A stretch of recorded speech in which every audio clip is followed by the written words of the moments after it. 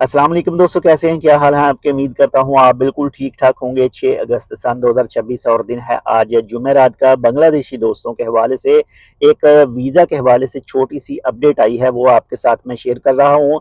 वीज़े खुले नहीं हैं, लेकिन बांग्लादेशी दोस्तों के लिए ज़राअत के शोबे में जो है वो एग्रीकल्चर के शोबे में जो है वो 5000 वीज़ों का जो कोटा है वो मुख्तस किया गया है।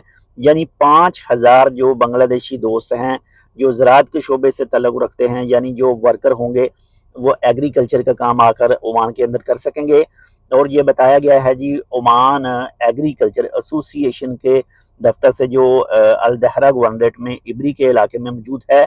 और ये भी बताया गया है कि जो भी एलिजिबल किसान वगैरह हैं, उनके पास एसोसिएशन का कार्ड वगैरह है, मेंबरशिप है, और इसके साथ साथ उनके पास तमाम वो तफसील मौजूद है जो ओमान एग्रीकल्चर एसोसिएशन को रिक्वायर है, तो तब ही जो है वो बांग्लादेशी वर्कर के लिए जो है वो वीज़ा अप्लाई कर सकेंगे, यानी दरखास्त दे सकेंगे। और ओमान एग्रीकल्चर एसोसिएशन की तरफ से ये भी कहा गया है कि ये रॉयल ओमान पुलिस और मिनिस्ट्री ऑफ लेबर के ताउन से जो है वो दरखास्तें कबूल की जाएंगी। और ये दरखास्त देने का जो टाइम बताया गया है वो 9 अगस्त से लेकर 20 अगस्त के दरमियान बताया गया है। इस दौरान ही जो दरखास्त है वो दे सकते हैं। बाकी इसके हवाले से मज़ीद तफसीलात जो है वो आप चेक कर सकते हैं। बाकी एक नंबर जो है वो भी यहाँ पर इसी वीडियो की डिस्क्रिप्शन में मौजूद होगा, और ये तमाम के तमाम जो तफसील होगी वो भी उसी में मौजूद होगी, आप वो भी चेक कर सकते हैं। यानी ये मुख्तस कोटा है 5000 वर्कर का, जो ज़री शोबे में आकर काम करेगा। और जो भी एलिजिबल किसान होंगे वो जो है वो दरखास्त दे सकेंगे, तो उनको ही ये वर्कर जो है वो मिलेंगे। तो तकरीबन ये भी साथ में कहा गया है कि हर एसोसिएशन को जो है वो तकरीबन 300 प्लस जो वर्कर हैं वो दिए जाएंगे।